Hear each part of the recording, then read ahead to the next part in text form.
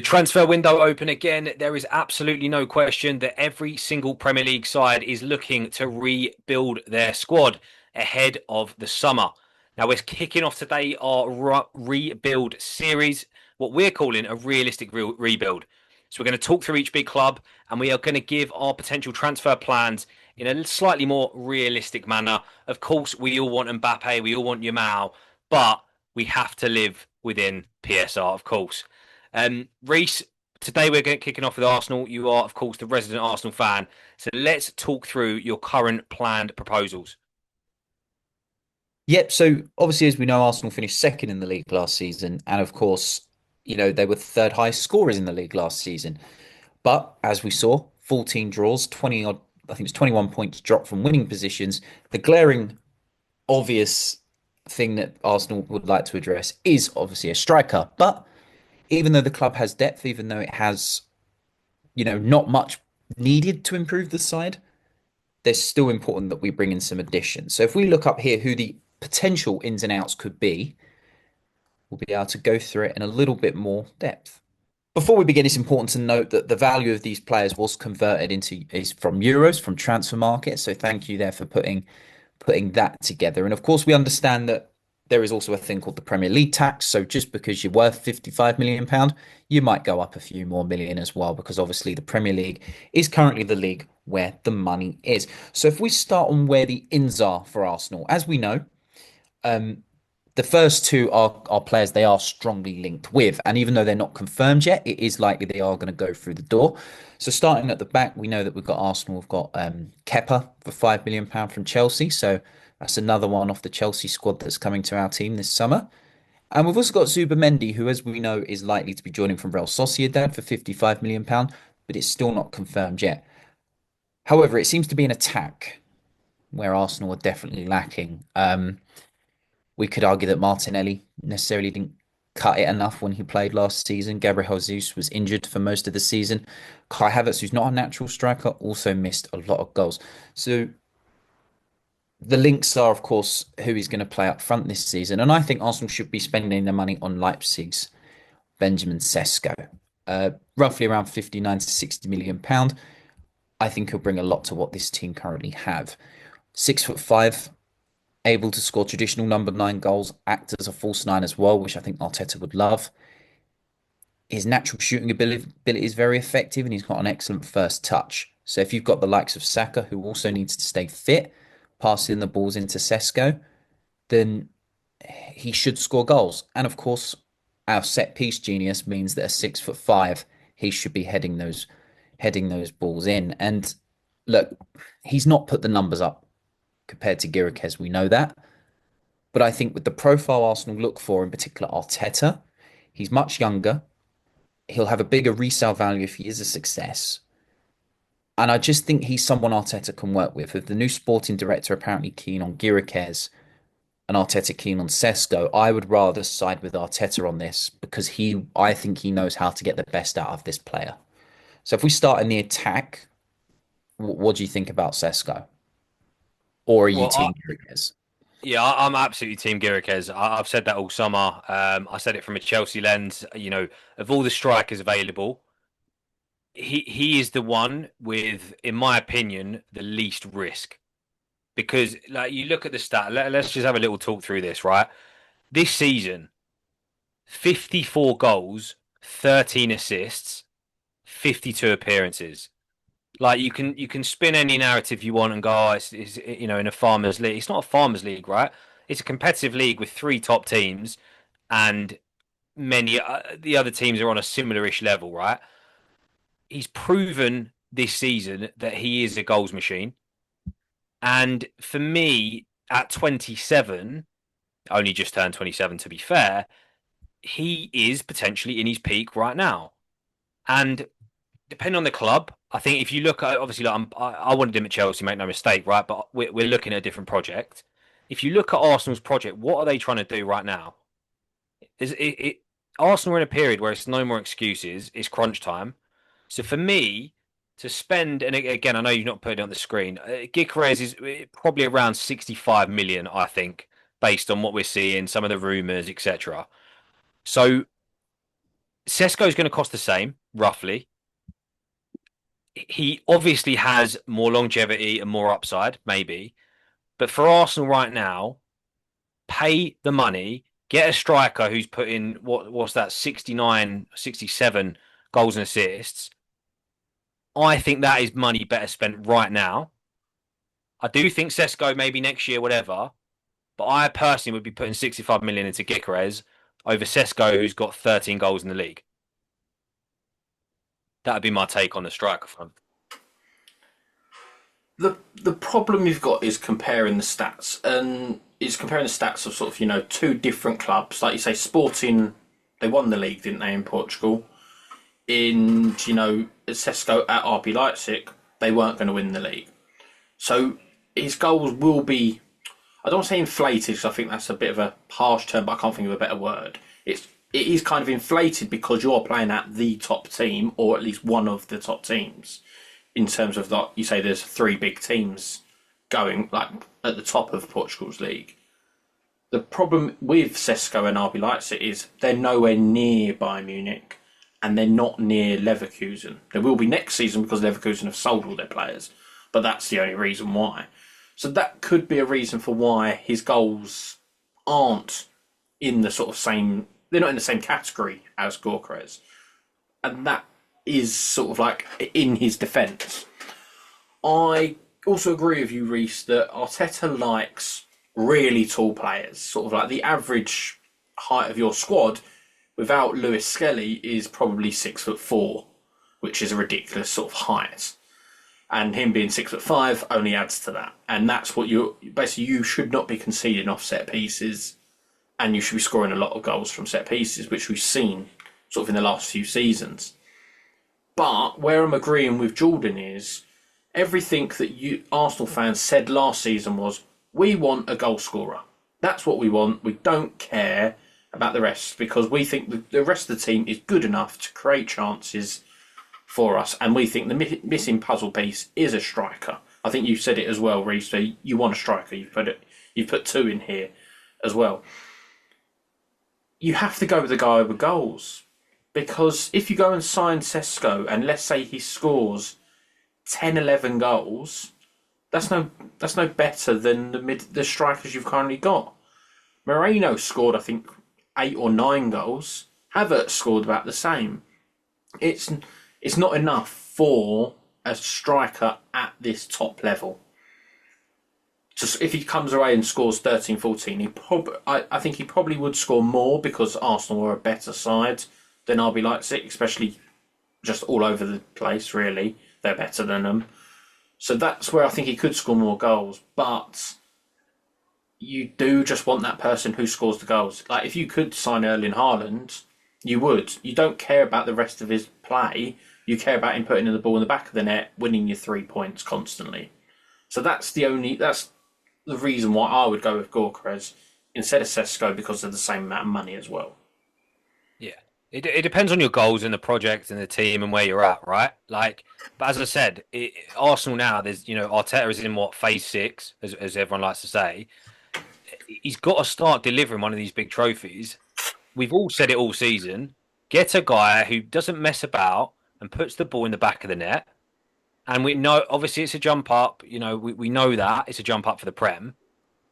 But the alternative, and someone who's not on this list, is Isak, who's going to cost you double. And realistically, are Arsenal going to drop 130 mil on Isak? No. So, and if they are, I personally would buy Gyökeres and Sesko. But I don't even think Newcastle would sell for possibly 130 million. Well, yeah. So it's sort of like it could be even more than that. So there's no guarantee of getting that. And yeah. I, to be honest, just quickly on the Isak one, I think Arsenal fans have been so disrespectful about Isak. Because they've been saying for ages, basically, we are going to sign him. From Newcastle, who, Newcastle aren't this small or even struggling club. They are someone with the richest owners who are, getting Champions League football. So I did find that funny, but ignore him because that deal isn't happening on it.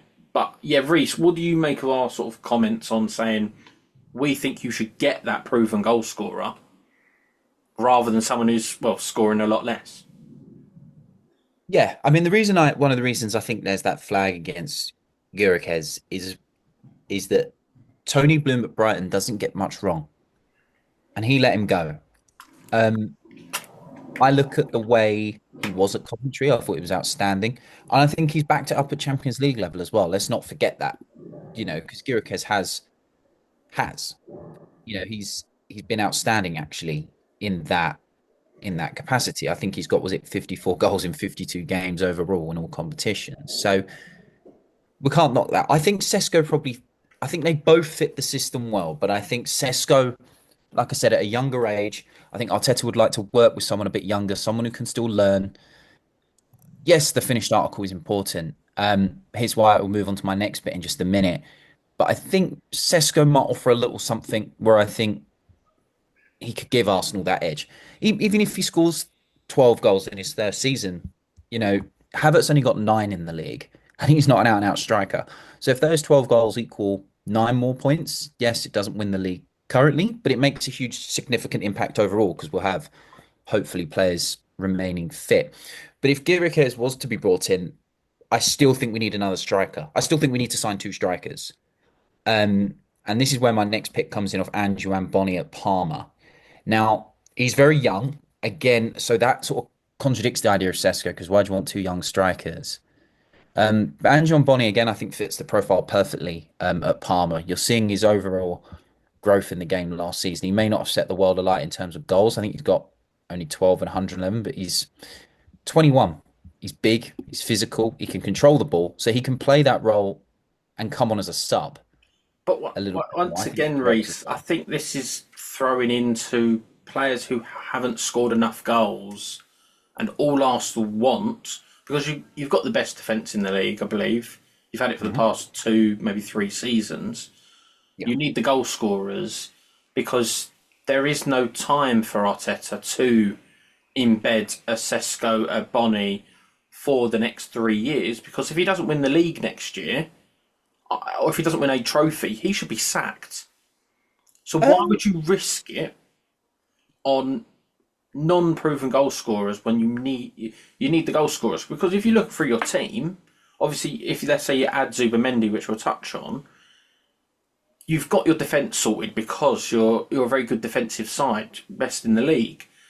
Then it's more your attack that's been letting you down, and Saka puts up goodish numbers. I don't think he was actually that great last season with his numbers, but it's and then Martinelli can put up. I think they didn't get a great amount of goals. We got Martinelli, Trossard. You need the goals, and to have 2 young players coming in, I just don't think works because Arteta's like I think Jordan said, phase 6. He should be in his final phase. That's it. It's a make or break season for Arteta because you can't just have everyone clowning you going second again, ole ole. And it's no, yeah, that's because it's the same as what Wenger was. Wenger was fourth again, ole ole. It doesn't matter if you come fourth or second because it's just Champions League football. Done. Got to win a trophy, and the more goals, you'll win more trophies. I think. Yeah, I would and to that I would point, like, sorry, Reece, just quickly, like with Sesko, I think everyone would be excited. It would be a good signing, but is it just going to be at the end of the season another excuse? Well, oh, we needed a striker, but we bought Sesko, but he's young, he's got potential, blah blah blah. Another excuse for why you've come second and not won the trophy. Whereas if you go and get, as I said, Gyökeres again, like to be honest, to your point around Bonnie, admittedly I don't know that much about him, but that would be maybe a nice complementary signing where you go and get a Gyökeres, but also you get another backup who's a bit younger, a bit more exciting, etc. I think that would probably be the kind of optimal scenario, not 2 young players. It's a fair point. My argument for it is I think Arteta has a very good track record in the players he coaches. Um, I think a lot of people have sniffed or laughed at some of the signings he made at the start, and he's turned them into better players. I think Odegaard, he's made a better player. I think Ben White, he's made a good player. Saliba, Gabriel, that's down to him. People couldn't believe that he was swapping Raya with Ramsdale, and he has. I think he's got the track record to make Sesko an all-round better player. Look, yes, he's a diamond in the rough. Look, I know Arteta's under pressure to win trophies. I've been a big person putting him under that pressure. because it has been justified that it's not been good enough. But I think with Sesko, like I don't think a striker is gonna win them the league. I think I don't think they have it mentally. I know that, but I think Sesko with his attitude and the way he does play, yeah, again at 21, you're not the finished article. But I'm impressed with what I see, and I think the way he shoots the ball, his first touch, is perfect for Arteta. It'd be perfect for Saka to wing the balls in, and it would be perfect for the other winger I would like to see, and that's Rodrigo, who I think a lot of people compare to Martinelli, but I think he offers more than Martinelli. I think Rodrigo is a match winner. And I think with him and Saka on the wings and put Sesko in the middle, I think you're going to get all three firing on all cylinders. Again, yeah, Rodrigo's not someone who's going to give you a defensive masterclass when you need it, but he's there. Look at some of his performances in this Real Madrid team this season. I think he's been one of their better players, personally. And I think Arsenal need to make a statement signing and improve their side. And I think the left wing to ease the pressure on Saka on the right, or his versatility on both wings will help address that. Yeah, Yeah, obviously, I've seen Rodrigo, perform quite well against City, let's say the least. Not knocking us out of the Champions League a few times. He is kind of the player that I think, is being kind of pushed out slightly of Real Madrid by all these signings, by getting your Mbappe's kind of thing, and you got your Vinny Juniors, Bellingham. He's the one being sort of being like, right, you've got to do the defensive work because them three aren't going to do as much. Not saying they don't do any at all, but not going to do as much because they're more the attacking players. And that can be a detriment to him because he's actually a left winger, but he's not going to play left wing because if it's not Vinny Junior playing left wing, it's probably Mbappe. So he's being forced out onto the right, to the wrong side. So that's where, yeah, it does fit into what Arsenal would want.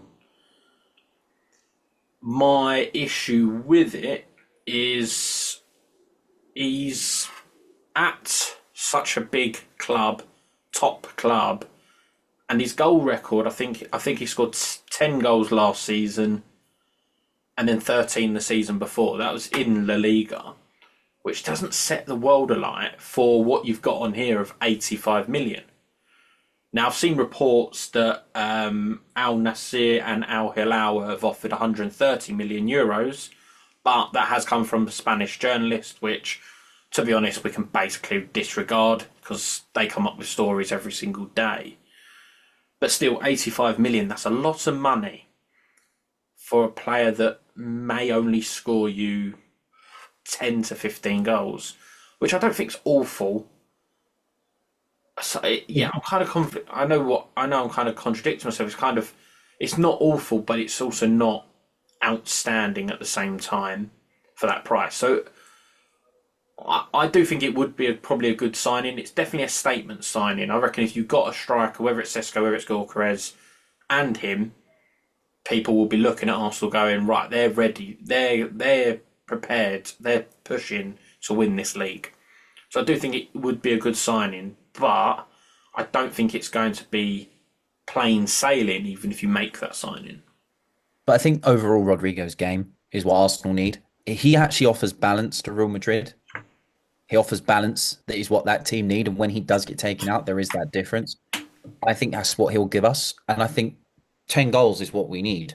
In all competitions last year, Martinelli got 10 in 51, which I'm not knocking that, but I think he would get more than that. And I think he would have contributed with more assists. I see Rodrigo as the guy even some ways a Kai Havertz. When you're 0-0, you need a goal. He's probably going to get you that goal. You might say your striker needs to do that, but the role of the striker has changed these days. I think he would add that difference. And I think as much as I like Trossard, I think he goes missing too many times. yeah. I think he'd offer more consistency. I think on Rodrigo, I'm kind of torn as well, to be honest, because I do agree on some of the points. I think it would be a phenomenal statement signing. It would be a massive show of intent to go and get an arguably world-class player. But at the same time, and Reece, you've used this analogy elsewhere, but why are Real Madrid letting him go? Why? Like, Real Madrid don't let the best players in the world go. It's as simple as that. They buy the best players in the world. So if he's been there for a few seasons now, He's averaging probably 58, 60 minutes a game, which again is a bit of a red flag, I think. Why is he? Why is he always been? Why is it always him who gets subbed off, not Vinny Junior or Mbappe? And It's a for good point. close to 100 mil, it's a big ask. But it's one of them. There's pros and cons. I do think he is levels above Martinelli. He's better than Trossard, in my opinion. So it, it's a real tough one, I think, with Rodrigo. And Who it would be could an genuinely alternative? go. Say that again, sorry. Who would be a viable alternative if they didn't go for Rodrigo? There's no doubt they need someone on the left, or maybe you could play on both. Because I know Rodrigo normally plays on the right. Who would be an ideal alternative for For you? me, because look, Rodrigo's still relatively young, and I do think there is an element of saying he's still unproven.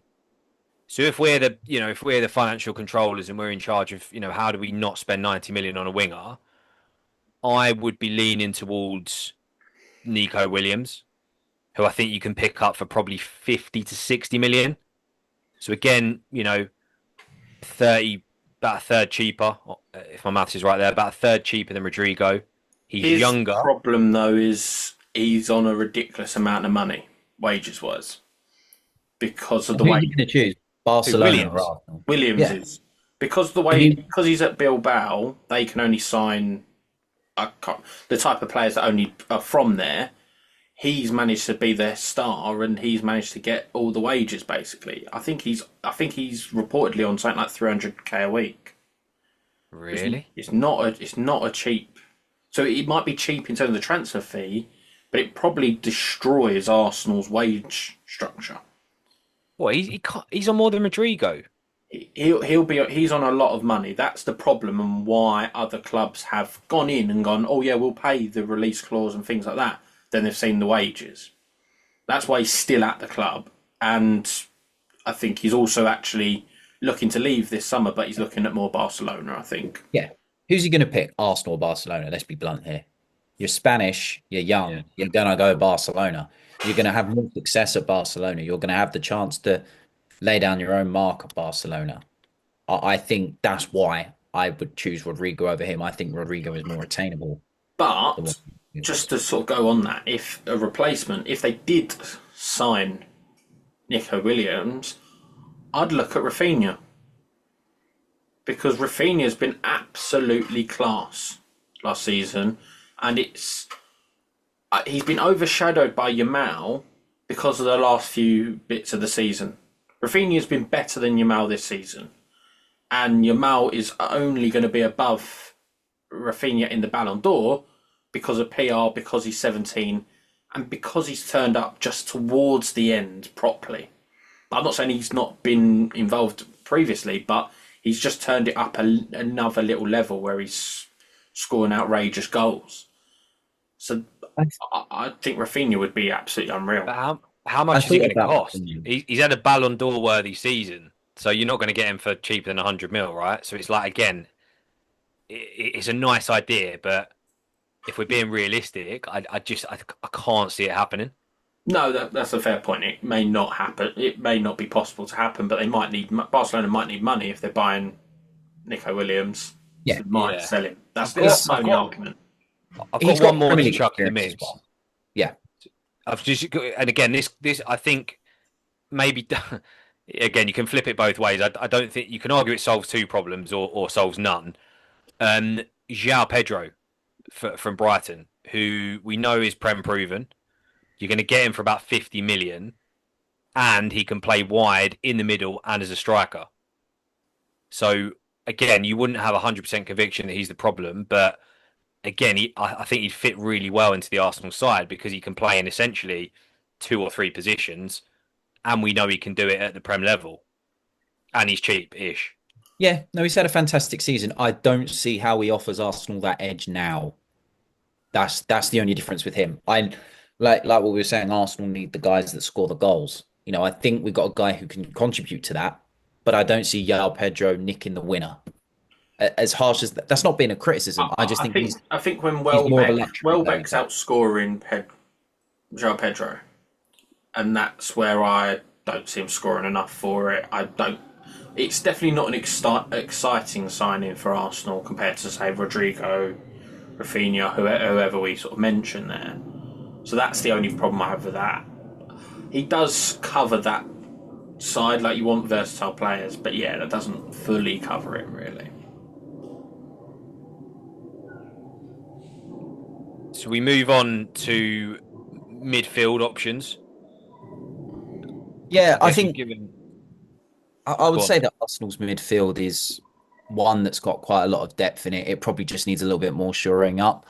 I've got Zubamendi in there because I think that's one that many people are expecting to go happen. But of course, I've got a backup plan if Zubamendi doesn't happen and Real Madrid nick him at the last minute, and I think that's Kefren Turam at Juventus. I think he was outstanding for a very, very underwhelming Juventus side last season. I think he offers athleticism. I think he offers a lot of physical presence. I think he offers somebody who can protect that back four, just like what Zubamendi can do. I think he could probably score more goals than Zubamendi if you need him. But he's also got still room to grow and he will also get stuck in. But that's only if the Zubamendi deal does not happen. And of course, there's also uh, Diamondi of Football Manager fame at Sporting Lisbon. Not only is he centre back, which will offer us cover there, he can also play central defensive mid and at right back. So we're covering three or four positions here. So if the likes of Timber or Calafiori or anyone like that gets injured, there's always someone to take a position on the field. And I think he would be a great addition for someone who's actually a bit of a unit. I'd be surprised if the Diamondi one sort of happened. I just don't think you're going to be looking in that sort of position. I think the Zubamendi one will actually go through. I think the whole but Real Madrid one was more reports coming out and nothing massively to it. Jorginho's left. Partey could be leaving. I know you've put him at the bottom here, out of contract.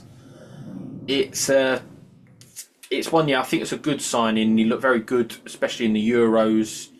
Um, I think he's been quite good this season. Not, I wouldn't say he's outstanding, but then again, he's not playing for a club that you will go, yeah, you're being outstanding because you don't see him as much. You see him just more La Liga games that you watch. I think he'll help Rice a lot in that midfield, and I think that gives him you give him a chance to be rested because you can't play every game, or you get big injuries happen. Look at City with Rodri. That's what you don't want to be happening. This is the big thing for Arsenal. I think they need that depth, that element of, when Saka wasn't there. Arsenal still did well to hold on to second, by the way. But when Saka wasn't there, who can you bring in? And I think Zubamendi adds that more depth. Then they've got Marino, they've got Rice, Odegaard. I think he offers the consistency they need. So they know that all those players are going to give you that consistent performance regardless. I think he fits in perfectly. And he's two-footed as well, which is great. However, he's also picked up, I think, 11 cards last season. So he's going to get stuck in and probably have a few That's more fine issues from your there. CDM. That's fine from your Yeah, CDM. but he will protect Gabriel and Saliba and stop them getting Yeah, exposed. That's how I've I view him definitely. signing. So in terms of the midfield, I do think I've got the answer. I'm going to give two options. One I'm less keen about, but I'll say it anyway. So first up, I'll start with the weak one. Kobe Mainu. Now, I know people are going to say, oh, he's dipped off at Man United, but look, I don't think you can almost judge a player too much based on what's happening at Man United, right? We've seen people leave, people get out of essentially hell, and they go on to flourish, right? And I think for me, over the last 2 years, we have seen enough from Kobe Mainu for me to believe he has the potential to be a top player. He's still very, very young, and we've seen at times he can do it in the big games. He can do it in cup finals. He can do it in the Prem, right? So for me, he's got a bit of a blend of all the qualities you want in a midfielder: defensive, ball carrying, and he can finish. So I don't know the cost of this, what this transfer would be. It's really hard to give a fair estimation, because obviously you're technically selling to a rival, technically English tax, all the rest of it. But I don't think it'd be 100 mil, right? I think maybe 50 to 70 mil, maybe. Maybe that's being ambitious. I think the issue with that is, yeah, we know United probably need to sell, and they're rumored that he's one of the ones, but I still see them putting up a bit of, a lot of hard bargaining with Arsenal on this one. I think he'd probably be like he'd probably cost more than what say Zubimendi would. Hence why I think Zubimendi makes sense. I do think he will cost more. I do like him, but his injuries this season have not helped him at all, which is not great for someone so young. Um, yeah, I don't see this one happening. As much as I like I don't him, think that improves Arsenal either. yeah, I'd say it's probably not the right move for him either. Yeah. Don't know. It's hard to know because it's all you're buying on potential, right? So again, it maybe goes back to earlier point. You just want people who are ready now. But I don't know. I think he fits nicely in that midfield. But anyway, he was the weaker one. This is the one that is the answer. And to be honest, it's not just for Arsenal. It is literally for any team. Carlos Baliba at Brighton. This boy is special, and he's what 20 years old. I have seen enough. He is the next Rice, Caicedo. You know, he's in that category. He will be £100 million. That's the problem, and maybe that's why it's not realistic. But he will be signing for a big club in the next 5 years, 100%. I have full conviction in that. He is a phenomenal midfielder, and he's only 20, as I said. The issue is, of course, the price. But I do actually think he will cost 100 million, and I do actually think he's worth 100 million as a long-term transfer. So again, if you've got the budget, depending on how the other transfers go, depending on who you sell, I think he's worth the money. But yeah, maybe Arsenal board won't see it like that because you know they want to prioritise a striker. But if you want to improve that side, that's how you do it. I think the problem we've got with both of them is you're saying more money than Zubimendi, and I don't think either are at the moment, especially better than Zubimendi. I think Belieber is. I honestly think Belieber is. I wouldn't say he is right now. I'm not saying he's definitely a decent player. Don't get me wrong. I just don't think he's up to his level yet. He probably will be. Like you could say, this definitely one or two seasons. You'll be like, yeah, he is. But no, I wouldn't say that right now. But to be honest, yeah, I think them two are going to be unrealistic signings, just because of one, price, and two, if Manu got sold to Arsenal, I think United would be doing another protest. Well, I like both those players, but I think as well, one thing he gets is Arsenal are quite stacked with young talent in their midfield anyway. We got Nueri, Max Downman's expected to have a big part next season. So I think Arteta's trying to keep that balance a little bit with those sorts of players, because if he brings in two youngsters like that, it's going to upset that development. I know they might play sort of different positions, but I think there's that in mind. I think you can have a young striker with potential because they're a bit more fearless, but I think in midfield, that's where the experience can be quite critical. And I think Arsenal need to ensure that having an experience like Zubimendi in there is probably better for them now. Um, but I do think those are two viable options because I do think they're very good players. Shall we move on to the outgoings then? So obviously some of these in bold are basically already happened. So there's no reason for Reece not to include them in his sort of outgoings. Neto, Sterling, I think no one's going to bat an eyelid that their loans ended. The Sterling one I found weird that there were still talks about him possibly re-signing, and I thought that was a really odd one because I don't think Sterling did anything that well at Arsenal, and I don't think he's done that. I think that's a great sign, and I think they should sign him.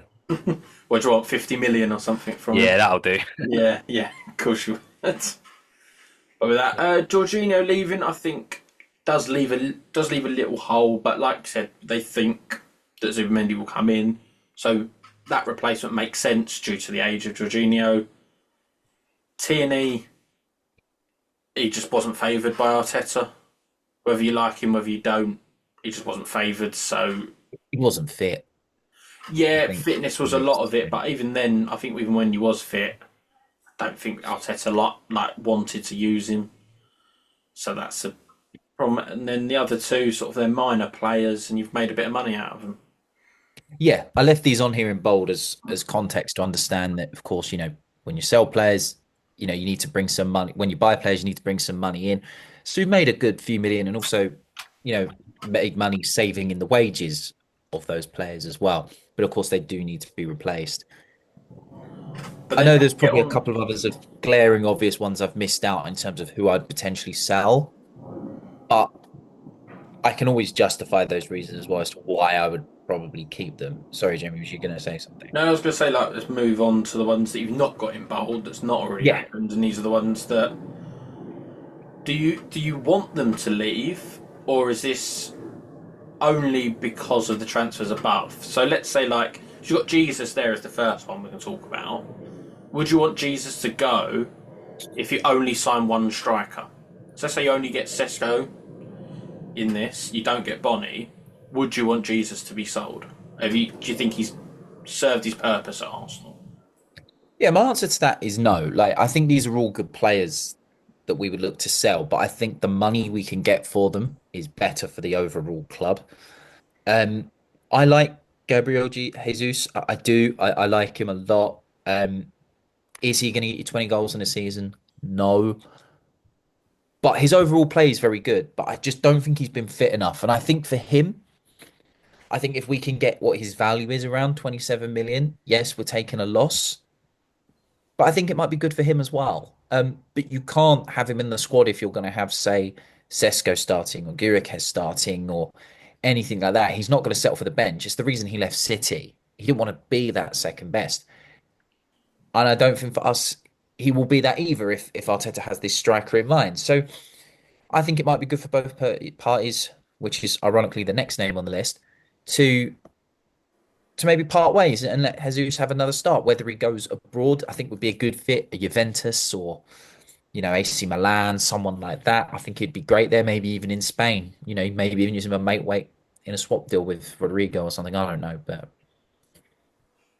Yeah, no, I don't see that being a massive. I get the point of he'll probably want to leave if Sesko Gyökeres comes in. He won't sit on the bench because he wants to play football. yeah, I was going to say Martinelli. Let's talk about that. I guess one, do we actually think Arsenal are going to sell him? And two, are you going to get 46 million for him? well, his current value is around £46 million. Do I think they'd get that? No. Um, do I think Martinelli has developed in the way I think people would like to see him develop? No. Um, do I think there's still a player there? Yes, I do. I know that I've maybe been critical of Martinelli in the past. I do believe he's the best finisher at the club and I think he is the best finisher at the club. And I was impressed with what I saw with him playing as a striker, particularly at Anfield, scoring a very good headed goal, which is what would make me inclined to actually keep him because you could play him up front. And if playing up front like that, he brings in those goals. You think Thierry Henry was converted, for example. It could work. It could work. It really, really could. But I think in terms of when you have to sell to buy players, I think he could be an easy make weight in terms of money because he's worth more than the rest of the players on that list. I think he might go and flourish somewhere a little bit different. I do like him when he played up front. I thought he was great. But his injury record, I think he has stagnated. And like I said, I think Trossard, even though he's older, he's going to get you the goal in a 1-0 win. I don't think Martinelli is going to do that. Martinelli could get you a hat trick, but I think Trossard is more of a match winner on the wing. I think Rodrigo offers a little bit more than considerable amount more than what Martinelli does. But I'm not You, opposed to keeping him if he will play up front. I think with yeah, your I, two I questions, don't think Martinelli's going to get a hat trick ever. What's that? I was going to say to your two questions, Arsenal won't sell him. I don't think that's possible. I do see him getting that money if someone did want him. I don't think it's out of the reach to be sold for about £45 million. I think he can be worth that value. But yeah, I think he's not progressed as much as what Arsenal fans would have liked. I think that's been his downfall. I think, like I said, I don't think Arsenal will sell him. I'd be very surprised if they did, and I think the only reason they would is if they got quite a good offer. I don't know. I don't know who would bring up this offer, but if you got a really nice offer, that's the only way I see Arsenal Maybe. selling him. It'd be an easy profit. I mean, we haven't made profit on a player for quite some time. That used to be our bread and butter. I think it'd be an easy profit to help fund other signings. But if he's going to play off, if he's going to stay fit, I want him to play as a striker. I don't want him to play as a winger because I He's think not a he's striker very, though. very good. See, if you look at his performance at Anfield in that 2-2 draw, he was actually outstanding because he played in the middle. When he played in the middle, he offered a lot I more. think for certain games it could suit him. It in the way that Arsenal want, basically the normal way Arsenal want to play though is they're going to have a lot of the ball and teams are going to sit back against him. That won't suit Martinelli being a striker. When you're at Anfield, Liverpool are going to have more of the ball than Arsenal. So that benefits him because there's going to be some space behind to run into using his pace. So I wouldn't keep him as a striker because overall he's only going to be useful for 4 or 5 games a season, which is pointless in that aspect. I still feel like he could do a job though as your left winger, even if you brought in Rodrigo, because well, the new signing can't play every game. I know you've got Trossard there, but I don't think it's too bad to have, possibly Saka, say Rodrigo if you sign him, and then Trossard and Martinelli as your four wingers. That I think would There's work nothing wrong well. with it. Yeah, he's a good squad player. I wouldn't desperately sell him unless you need the money. But the concept of him being a striker for Arsenal, if you end up in that position, you might as well just scrap the lot, scrap the board, scrap the manager. Like he's not that. He's got potential. I'm not saying he's terrible, but he has shown in the last season he is not going to be world class. He's going to be a nice squad player, and he might get 10 goals a season, get a few nice assists, but he's not going to get you a hat trick in a game. He's not going to deliver the output that Saka's going to deliver. And I don't think he is the guy who's going to win you the league. So, yeah, he's a nice to have, but he's definitely not essential. So I think if you can raise that money, I probably would do it.